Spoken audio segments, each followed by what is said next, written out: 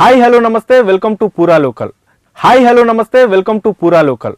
తెలంగాణలో అతిపెద్ద కుంభమేళ వనంలో జరిగే జాతరకు కోట్లాది మంది భక్తులైతే వస్తూ ఉంటారు. సో అమ్మవారు కోరికలను కొంగు బంగారం చేస్తుందని చెప్తా ఉంటారు. మరి ఎవరి సమ్మక్క సారక్క వీళ్ళ చరిత్ర ఏందో ఒక్కసారి తెలుసుకుందాం.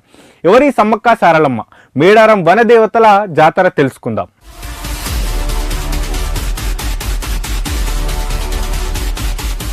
ప్రపంచంలోనే అతిపెద్ద గిరిజన జాతర అయిన మేడారం సమ్మక్క సారలమ్మ జాతర ఈ ఏడాది జనవరి 28 నుంచి 31 వరకు జరగబోతుంది. కోట్లాది మంది భక్తులు వనదేవతలను దర్శించుకునేందుకు వస్తున్న నేపథ్యంలో భక్తుల సౌకర్యం కోసం ప్రభుత్వం అన్ని ఏర్పాట్లను కూడా చేసింది. 4000 ప్రత్యేకమైన బస్సులను ఏర్పాటు చేసింది.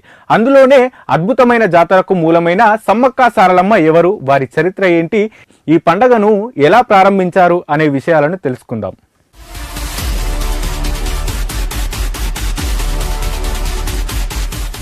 తెలంగాణ రాష్ట్రంలోని ములుగు జిల్లా మేడారంలోని 2 ఏళ్లకోసారి జరిగే సమ్మక్క సారలమ్మ జాతర కేవలం పండగ మాత్రమే కాదు, ఇది ప్రపంచంలోనే అతిపెద్ద గిరిజన పండగ.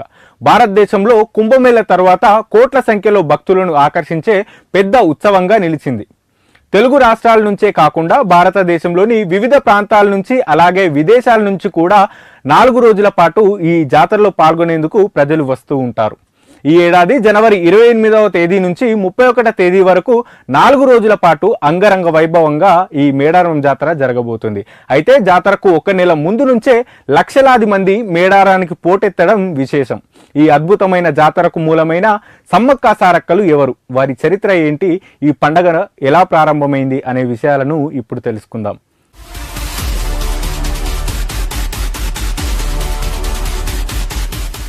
సమ్మక్క సారక్కలు తల్లి కూతుర్లు. సుమారు 700 సంవత్సరాల క్రితం కాకతీయ రాజులు ఆ ప్రాంతాన్ని పరిపాలిస్తున్న కాలంలో వీరు తెలంగాణలోని జగిత్యాల జిల్లా ప్రాంతానికి చెందిన గిరిజన జాతికి చెందినవారు. గిరిజనుల దొర అయిన మేడరాజు అడవిలో వేటాడుతుండగా ఒక పుట్టపైన పులులు సింహాలు కాపలాగా ఉన్న పసిపాప సమ్మక్కను కనుగొని ఆమెను పెంచుకున్నాడు. సమ్మక్క రాకతో వారి ప్రాంతంలో కరువులు సమస్యలు తగ్గిపోయాయి. ఆమె చేతితో వరుసగా రోగాలు కూడా నయమయ్యేవని ప్రతీతి. యుక్త వయసు వచ్చిన తర్వాత సమ్మక్కను మేడారం పాలకుడు తన మేనల్లుడు పగిడిద్దరాజుకు ఇచ్చి వివాహం చేశారు. వీరికి సారలమ్మ, నాగులమ్మ అనే 2 కుమార్తెలు జన్మించారు. జంపన్న అనే కుమారుడు కూడా కలిగాడు.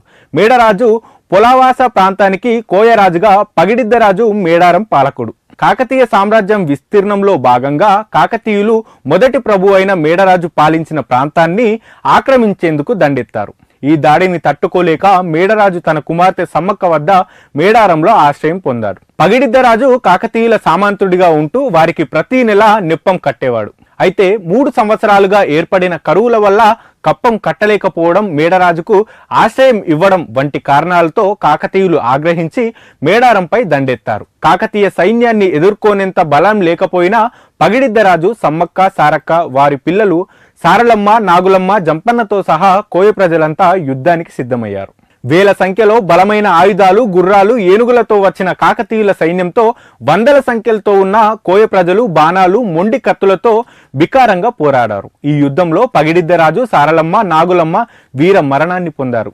కుటుంబ సభ్యుల మరణాన్ని చూసిన జంపన్న అవమానాన్ని భరించలేక పక్కనే ఉన్న సంపెంగ వాగులో దూకి ఆత్మహత్య చేసుకున్నాడు. అప్పటి నుంచి ఆ వాగును జంపన్న వాగుగా పిలుస్తూ ఉంటారు.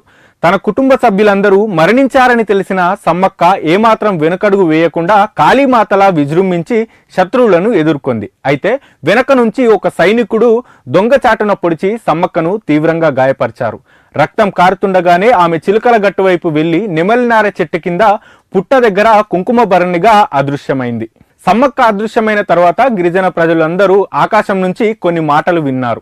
ఈ గడ్డ మీద పుట్టిన ప్రతి ఒక్కరూ వీరుడిలా రాజ్యాన్ని పాలించాలని, ఇక్కడ 2 గద్దెలు కట్టి 2 ఏళ్లకోసారి ఉత్సవం జరిపే వారికి కోరికలు నెరవేరుస్తానని ఆ మాటలు సారాంశం. ఈ మాటలను అమ్మ ఆదేశంగా భావించిన గిరిజనులు ఈ విషయం తెలిసిన కాకతీయ రాజైన ప్రతాపరుద్రుడు సైతం సమ్మక్క భక్తుడిగా మారిపోయాడు. ఆయన గిరిజనుల కప్పాన్ని రద్దు చేసి సమ్మక్క వెలిసిన చోట గద్దెలను కట్టించి ప్రతి 2 ఏళ్లకోసారి జాతర నిర్వహణకు ప్రతాపరుద్రుడు ఆదేశించాడు. అప్పటి నుంచి నేటికి ప్రతి 2 ఏళ్లకోసారి మాఘశుద్ధ పౌర్ణమి రోజున మేడారంలో మహాజాతర జరుగుతుంది. 4 రోజుల పాటు జరిగే ఈ జాతరలో అనేక సాంప్రదాయాలను పాటిస్తూ ఉంటారు. మొదటి రోజు కన్నపల్లి నుంచి సారలమ్మను గద్దెకు తీసుకొస్తారు. రెండవ రోజు చిలకలాది గట్టు నుంచి కుంకుమ భరణి రూపంలో ఉన్న సమ్మక్కను తీసుకొచ్చి గద్దెపై ప్రతిష్ఠిస్తారు. ఈ దేవతలను గద్దెలపై ప్రతిష్ఠించే సమయంలో భక్తులు పూనకాలతో ఊగిపోతూ ఉంటారు. మూడవ రోజున అమ్మవారు సమ్మక్క సారక్క ఇద్దరు గద్దెలపై కొలువు తీరి భక్తులకు దర్శనమిస్తారు. 4వ రోజు సాయంత్రం వారికి ఆవాహన పలికి తిరిగి వనప్రవేశం చేయిస్తారు.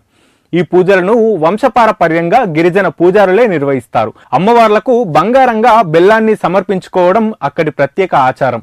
ఈ జాతర తెలంగాణ, ఆంధ్రప్రదేశ్, మహారాష్ట్ర, ఛత్తీస్గఢ్ వంటి రాష్ట్రాల నుంచి కులమతాలకు అతీతంగా కోట్లాది మంది భక్తులను ఆకర్షిస్తూ సమ్మక్క సారలమ్మ త్యాగాలను, గిరిజన సంస్కృతిని సజీవంగా నిలబెడుతోంది.